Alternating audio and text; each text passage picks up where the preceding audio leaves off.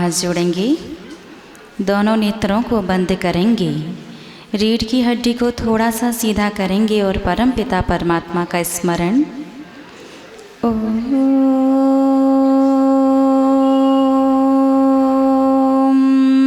नमः सिद्धेभ्यः।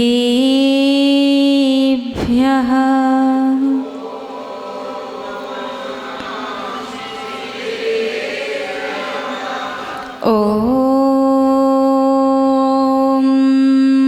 नमः सिद्धेभ्यः।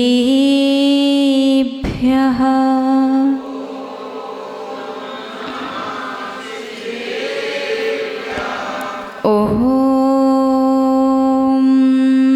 नमः सिद्धेभ्यः।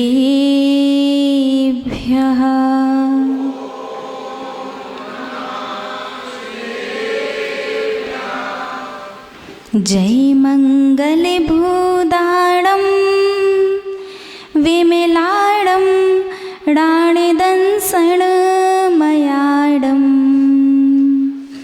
तैलोयसे हराडं डमोसया सवसिद्धाडं डमोसया सवसिद्धाडं डमो अरिहन्ताडं डमो सिद्धाडं डमो आयरीयाडं डमो उवज्झायाडं डमो लोई सवसाहूडं। जय बोलिए त्रकालवर्ती त्रैलोक्य पूज्य विश्वाराध्य पंच परमिष्टि भगवान की। आदि ब्रह्मा आदिम तीर्थंकर वृषभ देव श्री आदिनाथ भगवान की। अष्टम तीर्थंकर श्री चंद्रप्रभु भगवान की। श्री अरिष्ट नेमिनाथ भगवान की। विश्व वंदनीय भगवान महावीर स्वामी की। परम गुरु परम पिता परमात्मा 1008 श्री सीमंधर स्वामी भगवान की।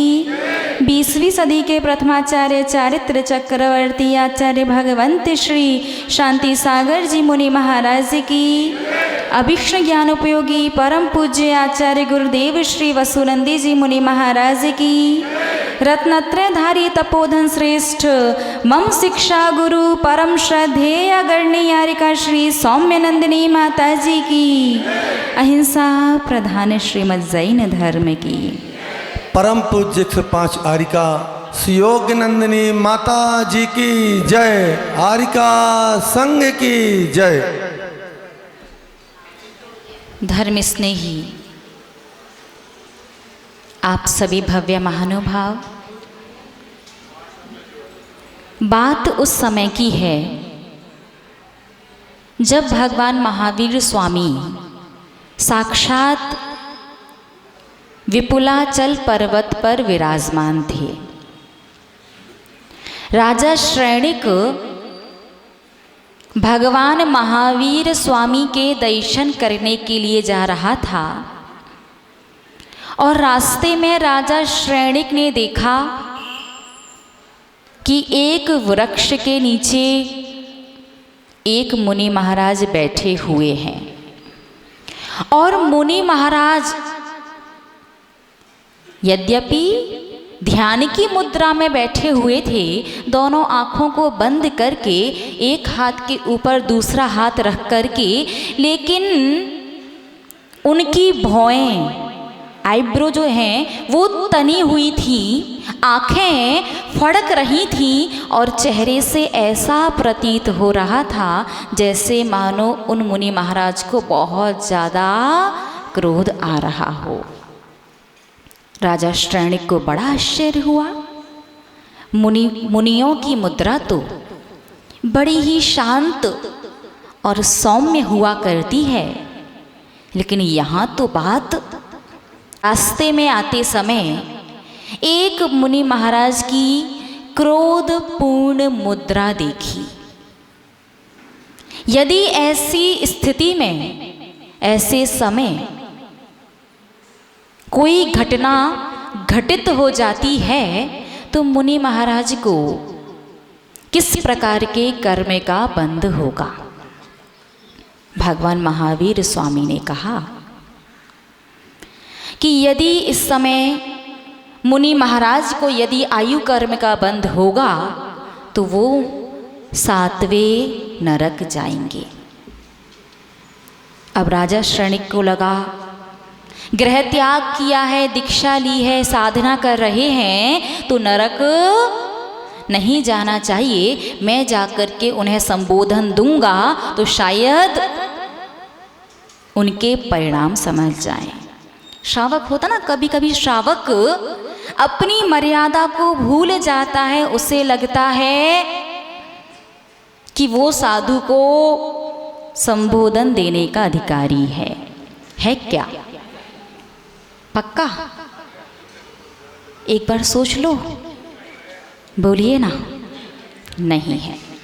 जब तक स्वयं साधु या गुरु ना कहें तब तक कोई भी श्रावक कितना भी ज्ञानवान क्यों ना हो, किसी भी साधु को संबोधन या उपदेश देने का अधिकारी नहीं है। फिर भी श्रावक है ना, वो थोड़ा भी ज्ञान हो जाए तो पेट में खलबली सी मची रहती है।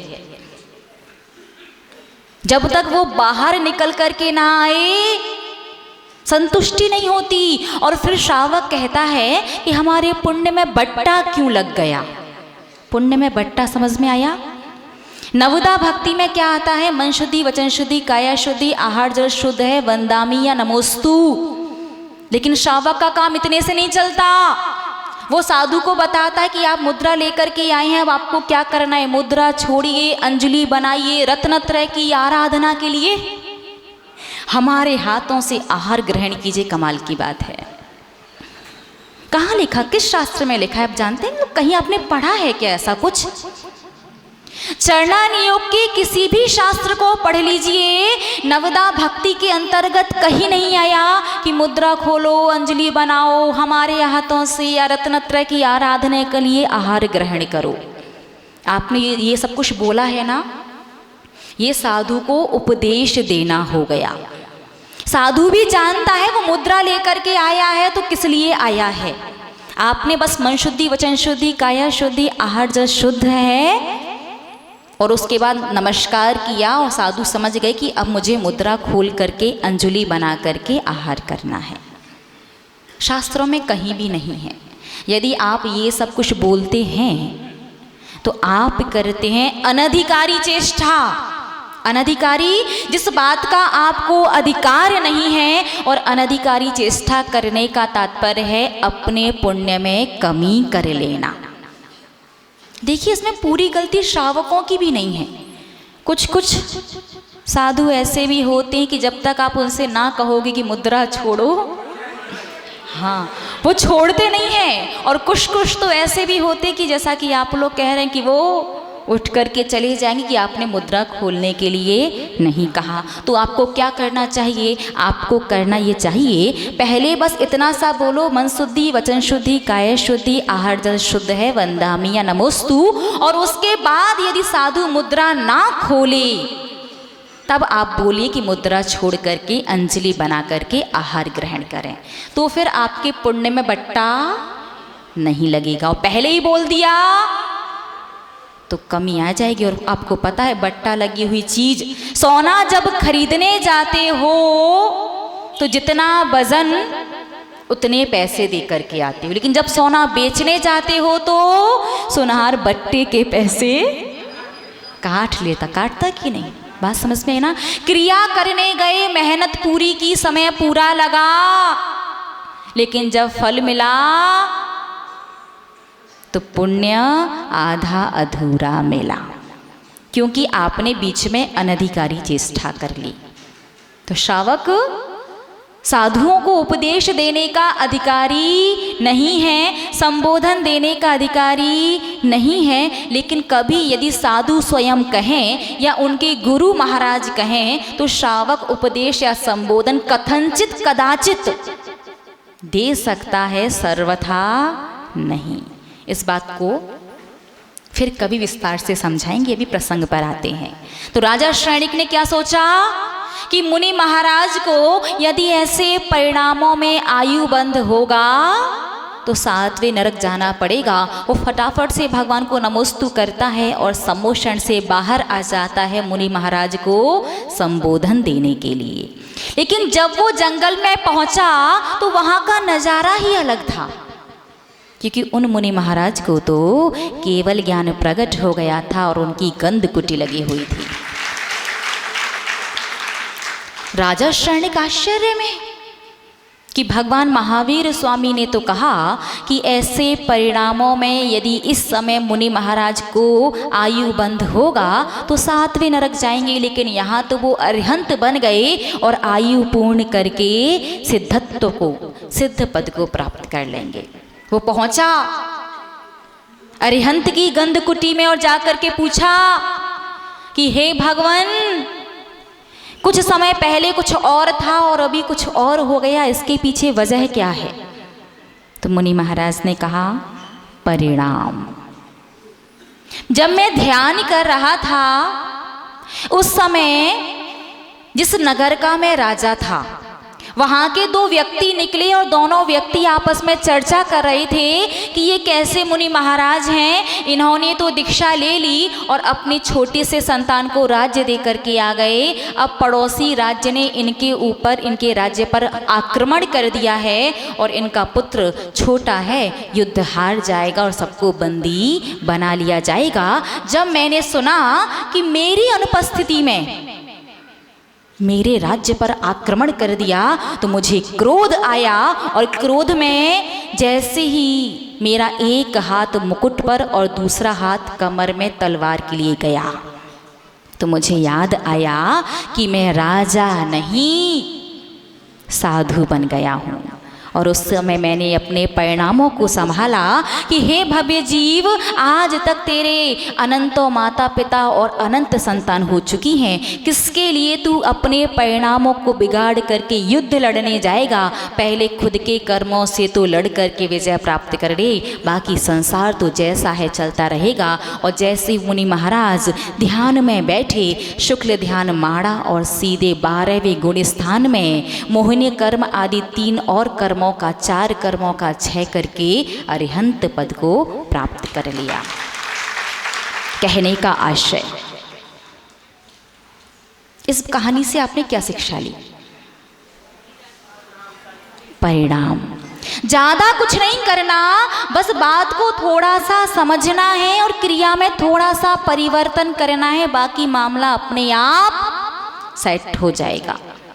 आप धर्म को थोड़ा सा समझो और जो भी धर्म करते हो उसमें थोड़ा सा, ज़्यादा नहीं, बस थोड़ा सा परिवर्तन कर लो तो कहाँ मुनि महाराज 7वें नरक जा सकते थे और कहाँ सिद्ध बन गए अरिहंत बन करके।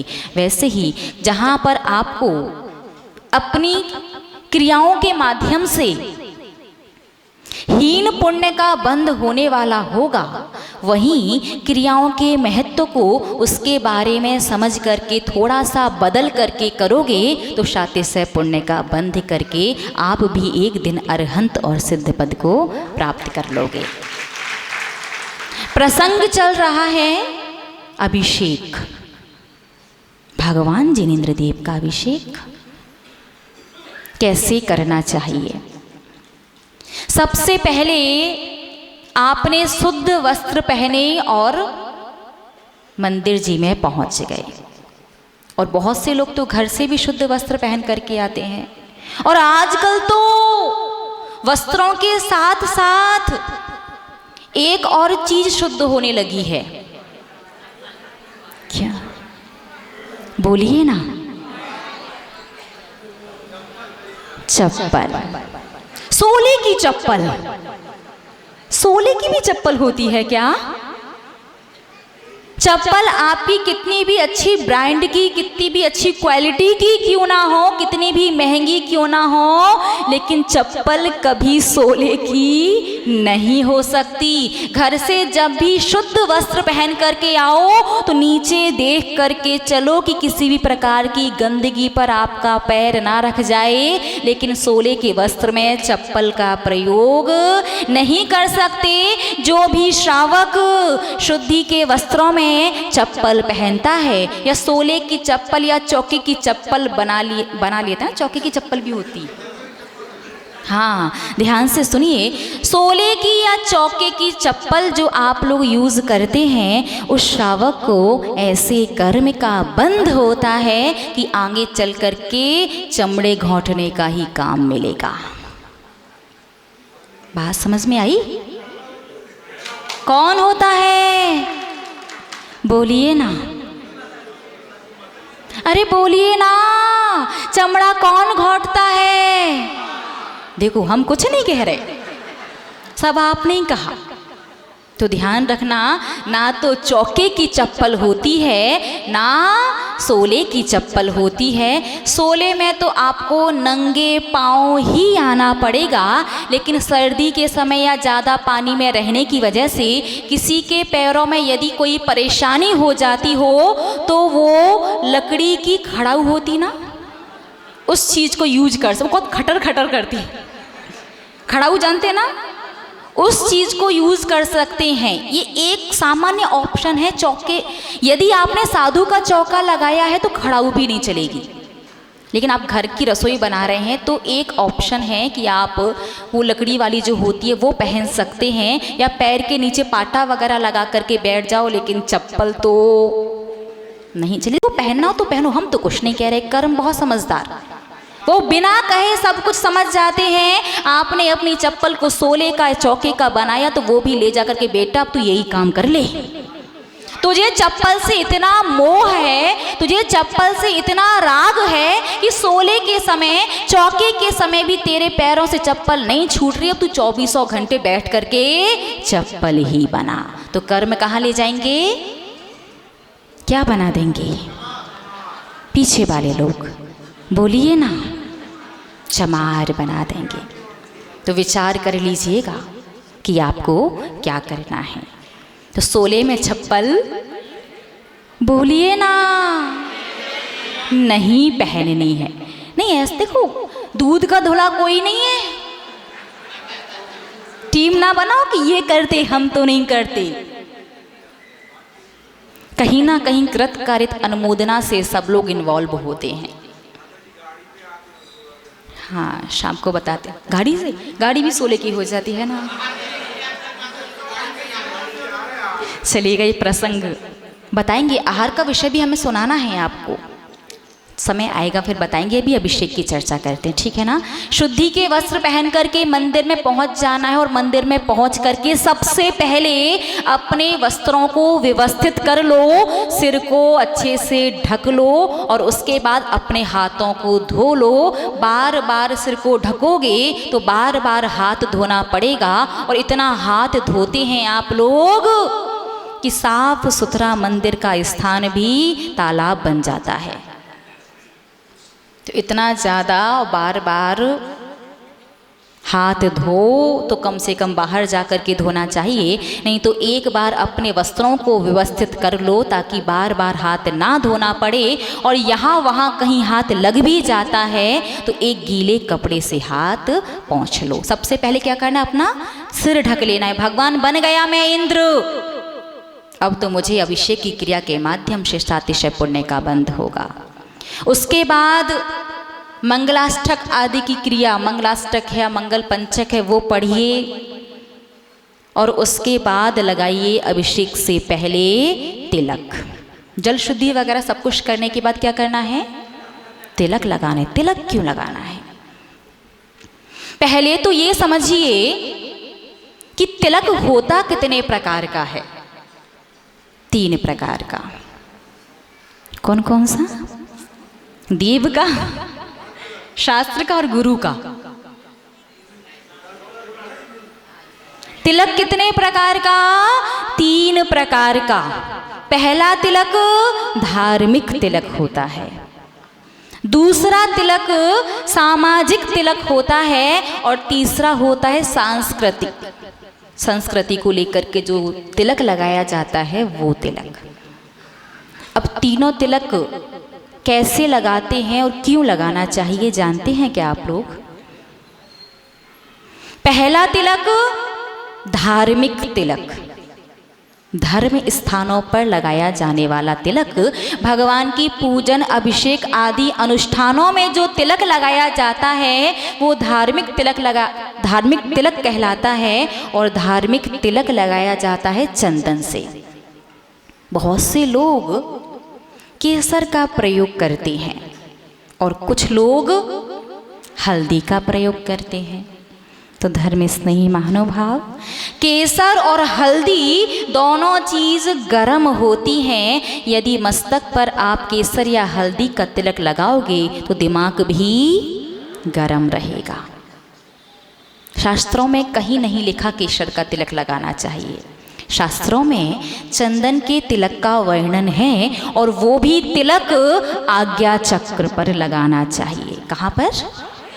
दोनों भौं के बीच में आज्ञा चक्र पर तिलक लगाया जाता है, क्योंकि चंदन शीतल होता है और वो शीतल चंदन जब आज्ञा चक्र पर तिलक के रूप में लगाया जाता है तो वो हमारे आज्ञा चक्र को नियंत्रित करता है, अर्थात हमारी याददाश्त को बढ़ाता है और हमारी बुद्धि को अर्थात हमारे निर्णय लेने की शक्ति को दृढ़ करता है। क्या करता है? हमें दृढ़ निश्चयी बना देता है, बुद्धिमान बना देता है और याददाश्त अच्छी कर देता है और दिमाग भी ठंडा रहता है। आजकल लोग ना माइग्रेन की प्रॉब्लम समझते ना, आधे सिर में दर्द होता है। हाँ, घर घर की हाँ, नहीं, माइग्रेन और सिर में दर्द तो हर किसी को बना ही रहता है। तो सिर दर्द से बचाने के लिए दिमाग का ठंडा होना बहुत ज़रूरी है। और दिमाग को ठंडा रखने के लिए सीधे डायरेक्ट आप कोई प्रयोग करेंगे तो उतना फलदायी नहीं रहेगा, क्योंकि पूरे माइंड का नियंत्रण जो है वो आज्ञा चक्र करता है। और यदि आज्ञा चक्र को आपने बैलेंस कर लिया, यदि उसे नियंत्रित कर लिया तो दिमाग हमेशा ठंडा ही रहेगा। साथ में आप बुद्धिमान भी बनेंगे और याददाश्त भी अच्छी हो जाएगी। तो आपको चंदन का टीका लगाना है। कहाँ? आज्ञा चक्र पर। और लगाना किससे है? चंदन से। उंगली या अंगूठा? उंगली। कौन सी उंगली? अनामिका। कुछ लोग बीच की उंगली कह रहे हो। आपको पता है सबका अपना अलग अलग महत्व होता है, लेकिन अनामिका जो उंगली है ये शांति के लिए और अंगूठा मोक्ष के लिए। यदि आपको बिंदी लगानी है तो अनामिका उंगली से लेकर के ऐसा टीका लगा लीजिए, और तिलक लगाना है आपको ज्योति की तरह तो अनामिका उंगली से पहले बिंदी लगाओ और उसके बाद अंगूठे से उसे तिलक का रूप दे दो। क्योंकि शांति चाहिए कि नहीं चाहिए? बोलिए ना, शांति चाहिए कि नहीं चाहिए? अरे चाहिए। अरे पहले ही जीते जी शांति से जी लो, नहीं तो मरने के बाद दुनिया आपके लिए शांति विधान करेगी। समझ में आया? एक बार हमने पूज्य गुरु माँ से प्रश्न किया कि जब भी कोई संसार से जाता है तो उसके जाने के बाद हमेशा शांति विधान ही क्यों होता है?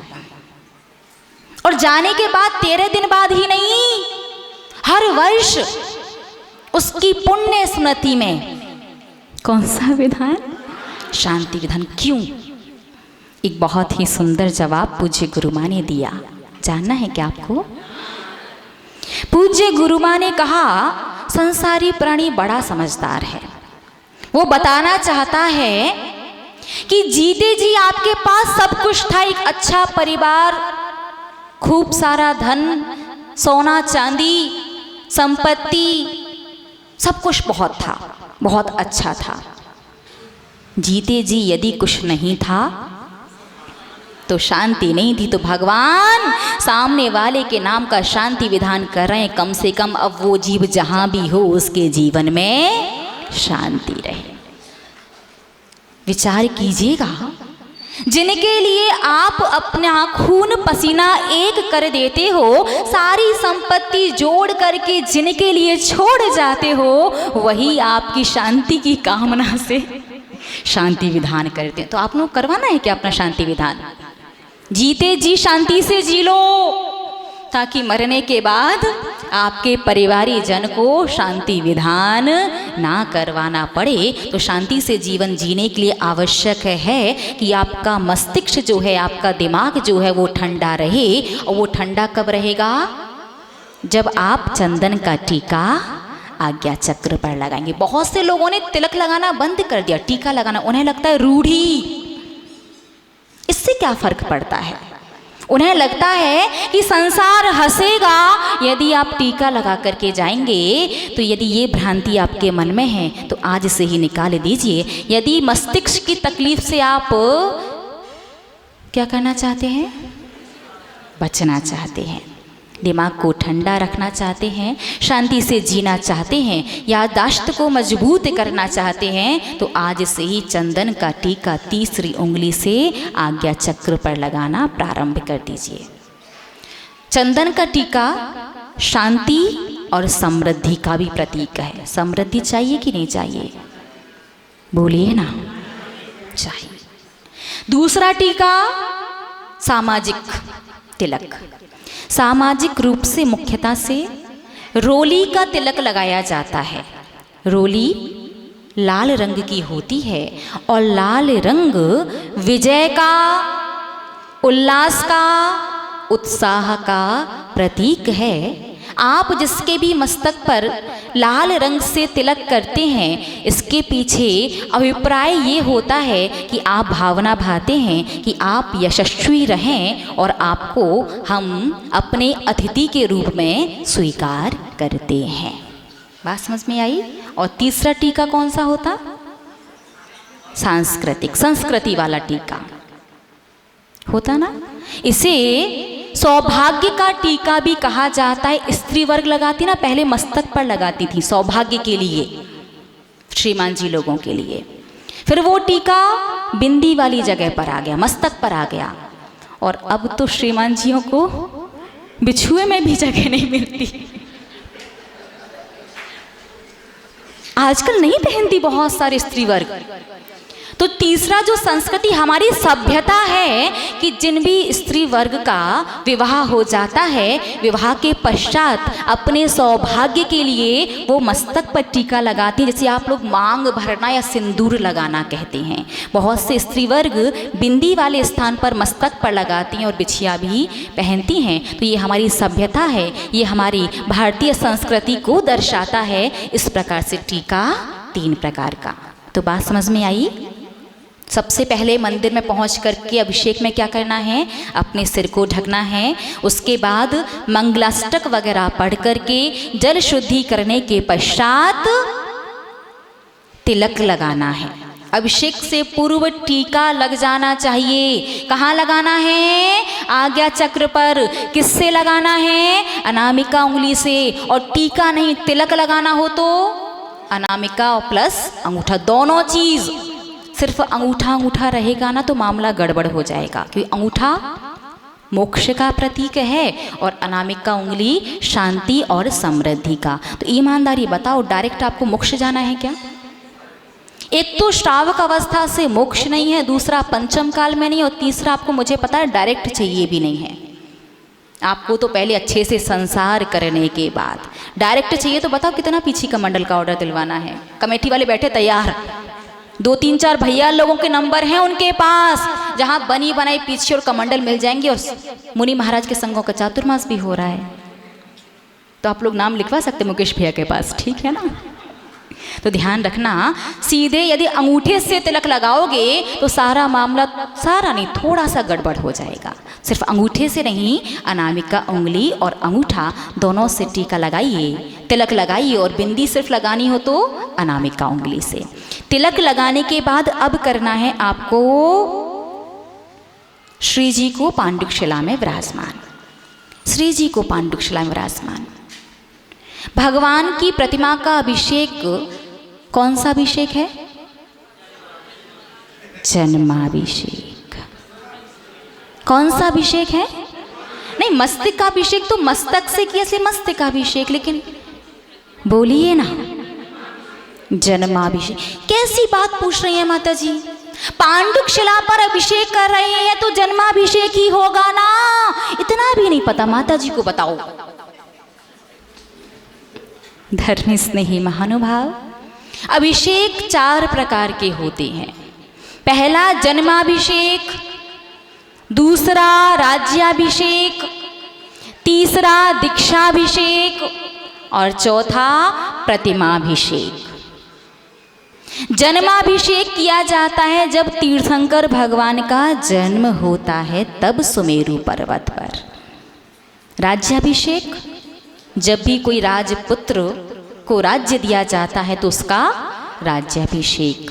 दीक्षाभिषेक, जब भी कोई साधु दीक्षा लेता है, साधु नहीं श्रावक दीक्षा लेता है तो दीक्षा से पूर्व जो अभिषेक होता है उसे दीक्षाभिषेक। और अरिहंत भगवान की प्रतिमा का जो अभिषेक करते हैं वो जन्माभिषेक नहीं, प्रतिमाभिषेक है, ध्यान रखना। क्योंकि जन्माभिषेक तो गृहस्थ बालक का होता है, यहाँ बालक का नहीं। स्थापना निक्षेप के माध्यम से साक्षात अरिहंत के जिनबिंब का, साक्षात नहीं, स्थापना निक्षेप से अरिहंत के जिनबिंब का अभिषेक करते हैं। बात समझ में आ गई ना? तो श्री जी को पांडुक शिला पर क्या करना है? विराजमान। लेकिन विराजमान से पहले प्रश्न है कि पांडुक शिला पर बनाना क्या चाहिए? श्री बनाना चाहिए या श्रीम बनाना चाहिए? हम सोच रहे हैं कल है ना, थोड़ा सा व्हाइट बोर्ड लेकर के आएंगे, आपको कुछ पूछना है हमें आपसे कि श्री बनाया कैसे जाता है, आप लोग बता सकते क्या? कोई भी एक व्यक्ति, सिंपल मात्रा नहीं, एक पेन पेपर पर लिख करके इन्हीं से बनवा दो।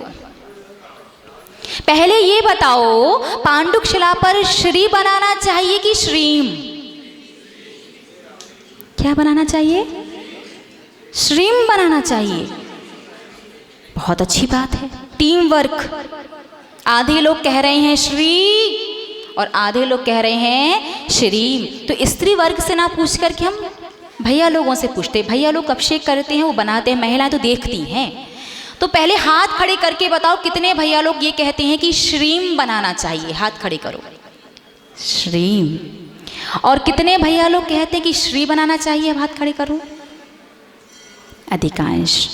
और कुछ लोग तो न्यूट्रल बैठे हैं, जो आंसर सही है हम तो उसी के पक्ष में हैं। दोनों का अर्थ अलग अलग होता है। श्रीम का अर्थ क्या होता है जानते हैं क्या आप लोग? और श्री का अर्थ? श्रीम का अर्थ होता है अनंत चतुष्टय। श्रीम का मतलब सिर्फ अनंत चतुष्टय, और श्री का मतलब होता है अंतरंग बहिरंग लक्ष्मी।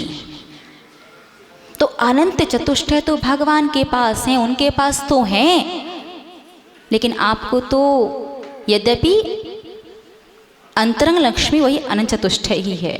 हाँ, दोनों ही गलत हैं। नहीं, आप सब लोग भी यही बनाते हैं, उनका बताएंगे नहीं रिजल्ट। इसे पेपर को रख दीजिएगा, कल हम व्हाइट बोर्ड लेकर के आएंगे, फिर बताएंगे कि सही से श्री बनाया कैसे जाता है। वैसे हमें लगता है शायद कुछ लोगों को तो श्री बनाना आता होगा, शायद। हाँ, कर तो रहे हो। कल लेकर के आना घर से, लिख करके, और अपना नाम ऊपर लिख करके लाना, फिर रिजल्ट देखते कितने लोगों का सही बना है। तो सबसे पहले तो ये ध्यान रखिए कि पांडुक शिला पर श्रीम नहीं श्री बनाया जाता है, क्योंकि श्री अंतरंग और बहिरंग दोनों प्रकार की लक्ष्मी का द्योतक है, और श्रीम केवल अंतरंग लक्ष्मी अर्थात अनंत चतुष्टय का प्रतीक है। तो जब आप भगवान का अभिषेक करने जाएंगे तो पांडुक शिला पर जो आप श्री बनाते हैं उसका अभिप्राय होता है कि हे भगवान, हे त्रिलोकीनाथ, आप तो अंतरंग और बहिरंग लक्ष्मी के स्वामी हैं, लेकिन हमें भी अंतरंग और बहिरंग लक्ष्मी की प्राप्ति आपके अभिषेक के माध्यम से हो। इतना बड़ा लॉजिक है श्री बनाने का। आपको पता, संपत्ति चल करके खुद आपके घर आएगी यदि आप सही से क्रिया करोगे तो। यदि मामला गड़बड़ करोगे